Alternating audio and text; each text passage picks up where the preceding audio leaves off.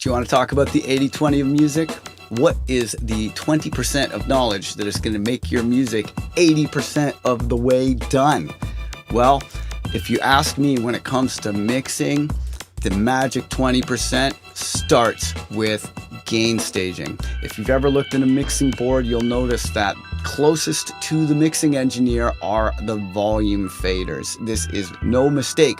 Volume or gain staging is the single most important factor in how a mix sounds. Before you learn compression, before you learn EQ, before you get distracted by all those crazy ads for plugins that you see every day, please learn gain staging. You will do yourself such a favor if you geek out on this. It is not that hard to understand, and oh my God, does it make a difference. So to show you what a difference it makes, there's this Cambridge website, if you Google stems for mixing practice, where you can download stems from random bands and mix them to practice mixing. So this is what the unmixed demo of this band sounds like.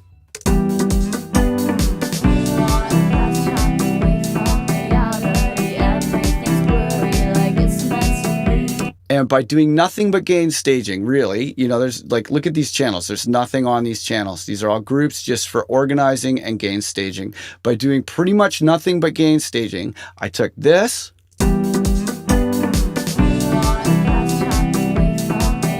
to this. We're on a fast track away from reality. Everything's blurry like it's meant to be. We're on So please, if you are trying to focus on the 80-20 of music, learn gain staging first. Geek out on it. Just setting the relative volumes properly takes your mix 80% of the way. So there are, of course, a ton of other things to focus on. If you have any suggestions on what should be in the 80-20 of music, please reply to this video, and maybe you can help me make a difference in somebody else's life. All right, lots of love. Happy gain staging. I'll see you next time. Peace. Step in my